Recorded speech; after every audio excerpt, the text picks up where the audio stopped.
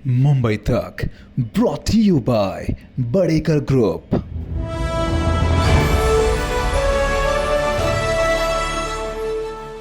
नमस्कार, मी आतिक आणि मुंबई तक मध्ये तुम्हा सर्वांचं स्वागत आहे। महाराष्ट्रामध्ये विधानसभा निवडणुकीचं बिगुल वाजलेलं आहे।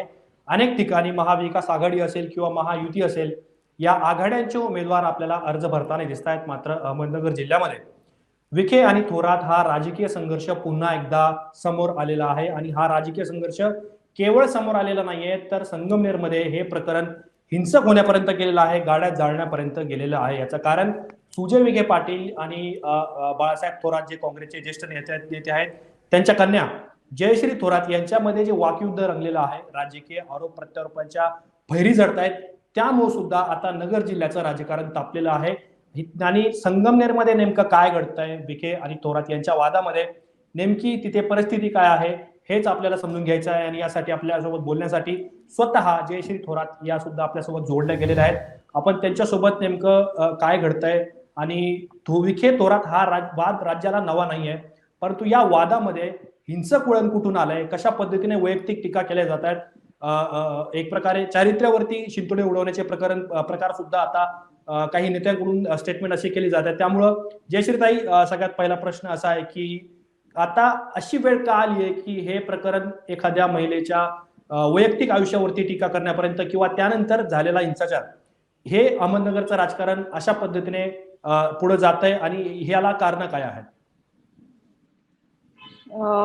तर पहिलं तर मी थोरात साहेबांची प्रतिनिधी म्हणून पूर्ण तालुक्याच्या प्रचाराची धुरा जी आहे ती मी सांभाळत होते आणि साहेबांना पूर्ण महाराष्ट्रामध्ये जबाबदारी आहे, तिकीट वाटपाच्या मीटिंग्स आहे, महाविकास आघाडीच्या मीटिंग्स आहेत आणि त्यांना दिल्लीला येणं जाणं ह्या सगळ्या गोष्टींमध्ये ते अतिशय व्यस्त आहेत। त्यामुळे आपण आपलं होम ग्राउंड जे आहे ते चांगल्या पद्धतीने सांभाळलं पाहिजे म्हणून मी ती धुरा जी आहे ती माझ्या हातात घेतली होती आणि मी प्रत्येक गावामध्ये युवा संवाद यात्रा जी आहे ती आम्ही काढलेली आणि प्रत्येक युवकांना जोडण्यासाठी, शेतकऱ्यांचे प्रश्न असतील, महिलांबरोबर संवाद साधण्यासाठी त्या सगळ्या गोष्टी आम्ही करत होतो आणि अतिशय सुंदर असा प्रतिसाद प्रत्येक गावामधून भेटलेला आहे। म्हणजे खूप सुंदर प्रतिसाद मला प्रत्येक गावामध्ये युवा संवाद यात्रेच्या माध्यमातून भेटत होता आणि कसं आहे की आम्ही युवा संवाद यात्रा सुरू केली, त्याच्यानंतर त्यांनी इथे सभा घेणं चालू केलं संगमनेरमध्ये आणि पहिल्या सभेपासूनच त्यांचे जे भाषण होते ती अतिशय खालच्या पातळीवरची भाषण होती। त्यांच्या बरोबरचे जे त्यांचे कार्यकर्ते असतील त्या लोकांचे अतिशय खालच्या पातळीवरती म्हणजे आरेतुरेच्या भाषेमध्ये साहेबांबद्दल ते भाषण करत होते।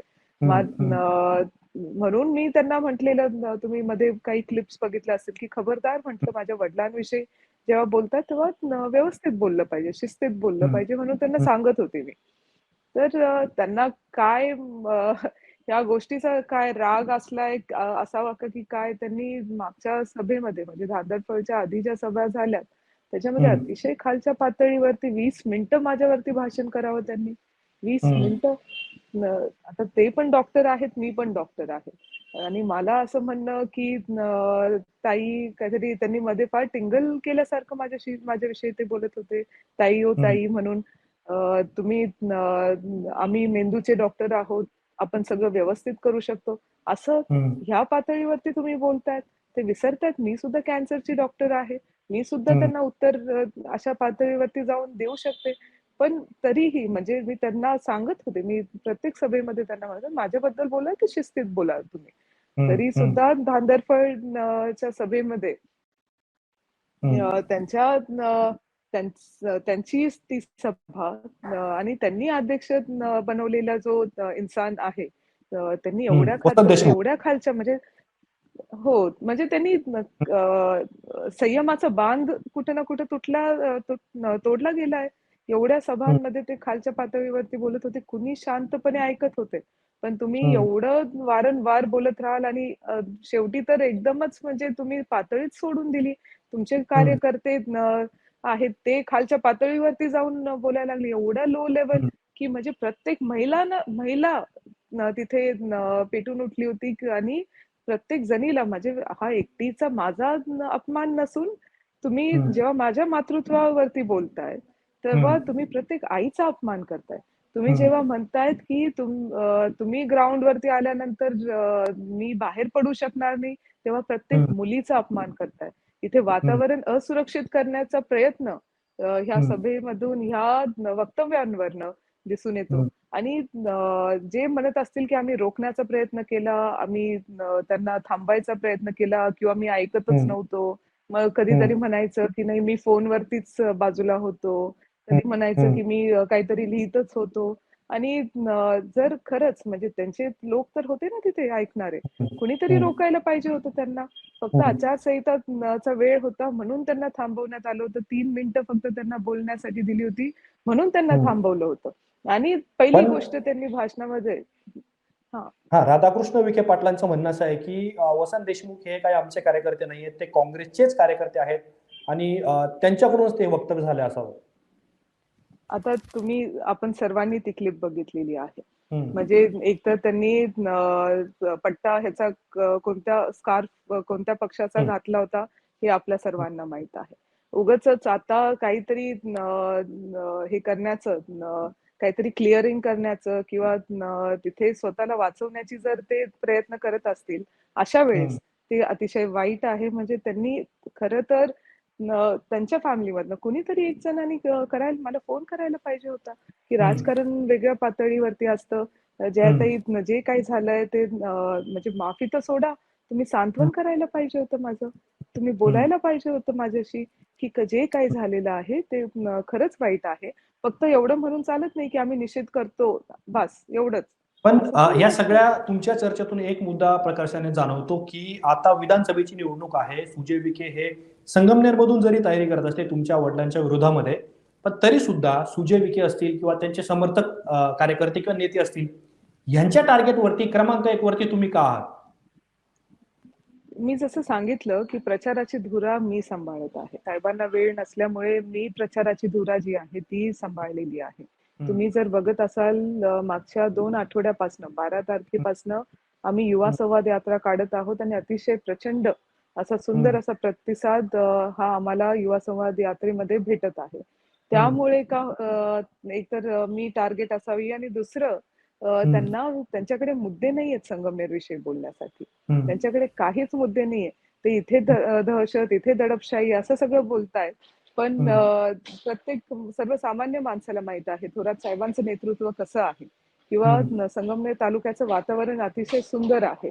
इथे हं, प्रत्येक माणसाला मोकळा श्वास आहे आणि हं, ते उलटं काहीतरी म्हणजे काहीतरी बळच मुद्दे काढून त्यावरती मुद्दे मांडायचा प्रयत्न करतायत.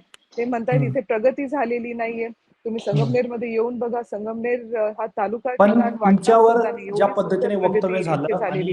आणि इथली त्यानंतर बाजारपेठ असेल त्यानंतर संगमनेरमध्ये ज्या पद्धतीने गाड्यांची तोडफोड झाली, जाळपोळ झाली, त्याच्यामध्ये एका गाडीला लोकांनी पेटवून दिलं. त्याच्यानंतर अग्निशमन दलाच्या गाड्या सुद्धा तिथे आलेल्या होत्या. तर हे लोकं कोण होते? आता जर त्यांचं म्हणणं असं आहे, की हे काँग्रेसचे लोक होते.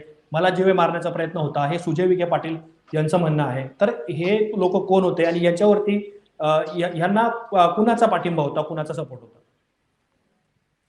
नाही, आता असं आहे, की जेव्हा हे वक्तव्य झालं, हं, त्यानंतर बरेच जण म्हणजे साहजिक आहे, की अ, राग तेवढा येणारच आहे, की कारण किती हं, दिवसापासनं हे लोकं काही ना काही बोलत होते, काहीतरी. हं, पण आमच्या लोकांनी एवढ्या लेव्हलपर्यंत ते गेलेले नाहीयेत. ते हं, खोटं बोललं जातंय, की कोणाला मारण्यात आलं, हं, महिलांना त्रास देण्यात आला. ह्या सगळ्या गोष्टी ज्या आहेत आणि गाडी हं, पेटवणारे त्यांना म्हणावं तपासून बघा कोण आहेत ते गाडी पेटवणारे. हं, तपासलं पाहिजे ती गोष्ट कोणी पेटवली गाडी खरं. तर हं, त्यांच्या लक्षात येईल. उगाचच हं, काहीतरी बोलून म्हणजे तुम्ही ते वसंत देशमुखांना सुद्धा काँग्रेसचं करून टाकलंय. हं, गाडी पेटवणाऱ्यांना सुद्धा काँग्रेसचं करून टाकलंय. बोलणं हं, सोपं असतं. तुम्ही साबित करून दाखवा. आणि हं, हं, काय तुम्ही म्हणजे सगळ्या गोष्टी जे काही बोलायचं, खोटं बोलायचं, रेटून बोलायचं असं नाही चालत. हं. पण आता ज्या पद्धतीने संगमनेर पोलिसांनी तुमच्यावरती गुन्हा दाखल केलाय, त्याच्यासोबत शिर्डीचे खासदार भाऊसाहेब वागचोरे यांचंही नाव आहे. त्याच्यामध्ये उत्कर्षताई रुपवते यांचंही नाव आहे आणि अनेक तुमच्यासोबत जे राजकीय महाविकास आघाडीमध्ये सहभागी नेते आहेत, यांचं सुद्धा नाव त्याच्यामध्ये घेण्यात आलंय, की ह्या लोकांनी जमावबंदीच्या आदेशाचं उल्लंघन केलेलं आहे. आचारसंहिता महाराष्ट्रामध्ये लागू आहे आणि ज्या पद्धतीने महाविकास आघाडीच्या नेत्यांनी आरोप केलाय की पोलीस यंत्रणा हाताशी धरून हे प्रकरण दाबण्याचा प्रयत्न करण्यात येतोय किंवा तुम्हाला तुमच्या विरोधात गुन्हे दाखल करण्याचा प्रयत्न करण्यात येतोय. तुम्हाला पोलिसांच्या भूमिकेवर संशय आहे का? आणि जर असेल तर तुम्ही गृहमंत्र्यांकडे या प्रकरणाबद्दल काय मागणी कराल? एक तर एक लक्षात घ्या की त्या दिवशी रात्री आम्ही 9:30 वाजल्यापासून मी तिथे 10ला मी एक सभा केली. हे सगळं हं, झाल्यानंतर एक भाषण करून मी सभा आवरून तिथे 10 हं, वाजता पोहोचले. 10 हं, ते सकाळी 6 वाजेपर्यंत 6:30 हं, वाजेपर्यंत म्हणजे 8-9 तास आम्ही सर्वजण तिथे बसलेलो होतो. स्टेशनच्या हं, बाहेर बसलेलो होतो. थंडी हं, होती त्या दिवशी. तरी सुद्धा हं, तिथे बसून राहिलो कारण तिथे गुन्हा दाखल करण्यामध्ये ते इतका वेळ लावत होते. का बरं हं, म्हणजे एवढा वेळ लावत होते? तुम्हाला हं, माझ्यावरती गुन्हा दाखल दाखल करायला काहीच वेळ लागला नाही. माझ्या हं, बरोबरचे जे काही असतील साहेबांचे कार्यकर्ते त्यांच्यावरती हं, खोटे गुन्हे दाखल केले तर त्यात काहीच वेळ लागला नाही. सत्य जो हं, गुन्हा होता तो दाखल हं, का लागले. मला हं, तिथे जाणवत होतं, की का हं, बरं असं होतंय, की पोलीस हं, ऐकून हे करत नाहीये, टाळाटाळ हं, करताय, कुठेतरी हं, जाऊन खुसफुस चालू आहे. काहीतरी म्हणजे जे वातावरण तिथं जाणवत होतं. अरे जर हं, मला तिथे बसावं लागत असेल स्टेशनच्या हं, बाहेर 8-9 हं, तास, तर हं, सर्वसामान्य माणसाचं तर काय होत असेल तो प्रश्न मला आलाच. पण हं, त्याबरोबर ह्यांच्यावरती किती दबाव असणार आहे. काय हं, एवढा दबाव घालण्याची जरूरत होती? माहिती आहे तिथे हं, चूक झालेली आहे, घेऊन टाकायचा होता गुन्हा. एवढं हं, काय वाईट म्हणजे आणि मी एवढं काय वाईट केलं होतं, की माझ्यावरती इतकं खराब बोलावं? एवढं हं, खालच्या पातळीवर जाऊन बोलावं? अजून तर मी हं, कुठं राजकारणामध्ये खूप पुढे पण अजून आले सुरुवात आहे. तुम्ही हं, मुलगी पुढे जातीये म्हणून तिचे पाय ओढायचा प्रयत्न करतायत. हे हं, सगळ्या गोष्टी लक्षात येतंय ना त्याच्यामध्ये. हं, आणि खरंच म्हणजे बद्दल मला खरं वाईट वाटतं. प्रशासन हे एक स्वातंत्र्य संस्था आहे. त्यांनी कोणाच्या हं, दबावाखाली नाही यायचंय. त्यांनी हं, त्यांचं काम करायला हवं होतं. तिथे हं, मला न्याय पाहिजे होता. त्याच्यासाठी आम्ही हं, सर्वजण बसलेलो होतो. भाऊसाहेब वागचोरे माझ्या सपोर्टला आले. उत्कर्षताई हं, रुपवते ह्या माझ्या सपोर्टला तिथे आल्या होत्या. तुम्ही हं, त्यांच्यावर सुद्धा गुन्हा दाखल केला. सर्वसामान्य माणसं तिथे माझ्यासाठी आलेली होती. त्यांना हं, काही बळच भाड्याने किंवा असं बोलून नव्हतं आणलेलं. ते हं, स्वतःहून आलेली होती. हे म्हणजे किती वाईट लेव्हलचं राजकारण एक लक्षात घेतलं पाहिजे. इलेक्शन येतात, इलेक्शन जातात. 20 हं, तारखेला इलेक्शन आवरून पण जाईल. पण किती हं, मानसिक त्रास द्यावा? किती लोकांना हं. त्रास द्यावा? ह्याला काहीतरी हद असते की नाही? मला त्याबद्दल बोलायचं आहे, की महाराष्ट्राला थोरात आणि विखे यांच्यातला राजकीय वाद नवा नाही. पण अनेक निवडणुका अशा झालेल्या आहेत, की ज्यावेळेस बाळासाहेब थोरात हे संगमनेरमधून काँग्रेसचे उमेदवार असायचे, त्यावेळेस स्वतः विखे पाटील हे काँग्रेसमध्ये असताना सुद्धा संगमनेरमध्ये पत्रकार परिषदा घ्यायचे किंवा आता भाजपमध्ये सुद्धा असताना ते विखेंना विरोध करायचे एक प्रकारे. पण तुम्हाला असं वाटतं का, की लोकसभा निवडणुकीमध्ये ज्या पद्धतीने निलेश लंके यांचा विजय झाला आणि त्यांना बाळासाहेब थोरात यांनी पाठिंबा दिलेला होता आणि याची सुरुवात कुठेतरी गणेशनगर कारखान्याच्या निवडणुकीमध्ये झालेली होती. जिथे विखेंच्या पॅनलचा पराभव झाला आणि ज्या पराभवाच्या मालिका किंवा लोकसभेचा पराभव जो खऱ्या अर्थाने विखेंच्या जिव्हारी लागला असं सांगितलं जातं. या सगळ्या प्रकरणामुळे तुम्हाला विशेषतः टार्गेट केलं जातंय आणि त्यातूनच संगमनेरमध्ये सुद्धा उतरण्याची भाषा सुजय विखे पाटील यांच्याकडून होते. कसं आहे, की लोकसभा निवडणूक जी आहे ती आपण सर्वांनी बघितलेली आहे. हं, निलेश लंकेंची जी पॉप्युलॅरिटी होती, सर्वसामान्य माणसांमध्ये जी त्यांची इमेज होती, हं, त्याच्यामधनं ते पुढे आले होते आणि त्यांचा विजय एकदम अतिशय चांगल्या पद्धतीने मोठ्या हं, मताधिक्याने झालेला आपल्या सर्वांना तिथं दिसत आहे. हं, हं, तो राग असो किंवा गणेश कारखाना एक लक्षात घ्या, की 8 वर्ष त्यांच्याकडे होता.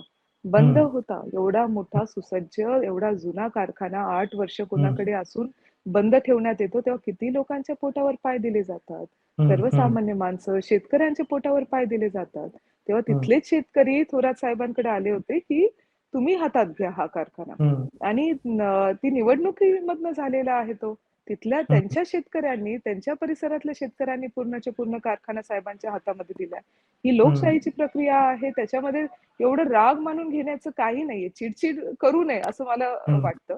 पण हं, तरी सुद्धा एवढं त्यांनी इथं येणं आणि हं, अतिशय राट आणि अतिशय खालच्या पातळीचे खराब भाषणं ते इथे हं, करतात आणि हं, वैयक्तिक माझ्यावरती असेल किंवा साहेबांवरती ते प्रचंड खालच्या पातळीवरती जाऊन बोलत असतात. फक्त हं, धांदलफळ सभा नाही, तर त्याच्या आधीच्या पण हं, सभांमध्ये सुद्धा त्यांनी खूप खराब भाषणं केलेली आहे.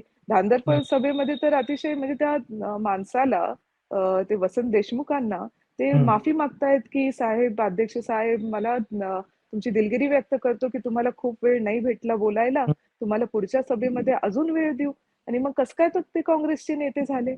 हं. सगळा प्रश्न तर आहेच ना समोर. पण म्हणजे ज्या कुठं वेळेला वसंत देशमुखांनी तुमच्याबद्दल ते वक्तव्य केलं आणि त्याच्यानंतरचे सगळं संगमनेरमध्ये सगळं प्रकरण घडलं, राजकीय आरोप प्रत्यारोप सुरू झाले. मला हे विचारायचं की ज्यावेळेस तुमच्याबद्दल अशा पातळीवरती बोललं गेलं, त्यावेळेस तुमचे वडील बाळासाहेब थोरात अर्थातच ते राज्याच्या राजकारणात एक संयमी नेते म्हणून ओळखले जातात. त्यांनी तुम्हाला अ, काय सल्ला दिला? माझं आणि साहेबांचं बोलणं झालं तेव्हा साहेब मला एवढंच म्हणाले, की "जया तुला स्ट्राँग राहायचंय." आता हं, मी त्यांना एकच सांगितलं ते दिल्लीला होते. त्यांना मी हं, म्हटलं, "तुम्ही काही काळजी करायचं नाही. तुम्ही मला चांगलं घडवलेलं आहे आणि हं, अतिशय स्ट्राँग तुम्ही मला घडवलेलं आहे. हं, त्याच्यामुळं मी ही गोष्ट पूर्णपणे हँडल करणार आहे आणि हं, माझ्या बरोबर पूर्ण मी जेव्हा म्हणते संगमनेर तालुका हा आमचा परिवार आहे. हा मी हं, फक्त बोलण्यासाठी नाही म्हणत. माझा पूर्ण हं, परिवार माझ्यासाठी तिथे पोलिस हं, स्टेशनला जमा झाला होता. न हं, बोलवता, न गाड्या पाठवता, न काही भाडे देता. एवढे हं, सगळेजण माझ्यासाठी तिथे जमा झाले होते. म्हणजे हं, त्याच्यामुळे ताकद मला खूप भेटली माझ्या पूर्ण परिवाराकडनं आणि हं, त्यांनी ते विसरून जातात समोरचे, की अ, मी म्हणजे थोरात साहेबांची मुलगी तर आहेच. मी स्वातंत्र्य सैनिक सहकार महर्षी भाऊसाहेब थोरात साहेबांची नात सुद्धा आहे. त्याच्यामुळे हं, आम्ही अजिबात खचून जाणारे नाहीये आणि हं, साहेबांचं तुम्ही सर्वजण नेतृत्व बघतात.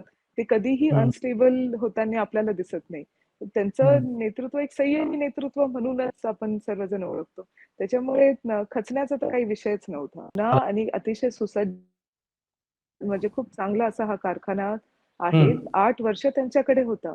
8 हं, वर्ष कोणता साखर कारखाना बंद ठेवणं म्हणजे ही हं, किती मोठी गोष्ट आहे. तिथल्या हं, सर्वसामान्य माणसाच्या पोटावर किती मोठा घात होत असेल हं, किंवा हं, शेतकऱ्यांसाठी तो किती हं, नुकसान होत असेल, हे हं, सगळं कल्पना करण्याच्या बाहेर आहेत. हं, तिथले शेतकरी थोरात साहेबांना येऊन म्हणाले, की "साहेब तुम्ही हा कारखाना हातामध्ये घ्या." आणि हं, तिथल्या लोकांनी मतदानाच्या प्रक्रियेमधूनच पूर्णच्या हं, पूर्ण साखर कारखाना हा थोरात साहेबांच्या हं, हातामध्ये दिला आहे. हं, जर हं, त्यांनी चांगला सांभाळला असता, तर लोकांनी हं, त्यांनाच दिला असता, त्यांनाच ठेवला असता. त्यामुळे हं, लोकसभेची निवडणूक असो किंवा गणेश कारखान्याची निवडणूक असो, त्यामुळे हं, चिड करणं हे चांगलं नाही. हे हं, योग्य नाहीये. आणि त्याचा हं, राग तुम्ही संगमनेर तालुक्याला अशांतता पसरून काढत आहात, मला टार्गेट करून काढत आहात, ह्याच्यामध्ये हं, त्यांची इमॅच्युरिटी दिसत आहे. हं. बाकी दुसरं काय आपण ह्यातनं समजणार आहे? आता मागच्या काही काळापासून तुम्ही जी राजकीय भूमिका घेताय, त्यातून तुम्ही राजकारणामध्ये प्रवेश तर केलाच आहे. तर आगामी काळामध्ये तुम्ही संगमनेर विधानसभा निवडणूक लढवणार का? आणि कशा पद्धतीने तुम्ही निवडणुकीला सामोरं जाल? तुमचं राजकारणात केंद्रात जाण्याचा विचार आहे, की राज्यातच राहण्याचा विचार? नाही आता कसं आहे, की ही निवडणूक जी आहे, ही थोरात साहेबांची निवडणूक आहे. हं, त्यांच्यासाठी मी ग्राउंडवरती आहे आणि हं, पुढच्या काळामध्ये नक्की चान्स भेटला तर आपण म्हणजे तेव्हा ठरवता येईल आणि थोरात हं, साहेब जी जबाबदारी मला देतील, ती मी पूर्ण हं, क्षमतेने पार पाडणार आहे, हे मात्र हं, नक्की आहे. हं, त्याच्यामुळे आता कोणती निवडणूक असणार, कशी असणार, हे आता हं, पुढे जाऊन काळच ठरवेल असं. हं, हं. धन्यवाद जयश्रीजी. तुम्ही मुंबई तकला तुमचा अमूल्य वेळ दिला.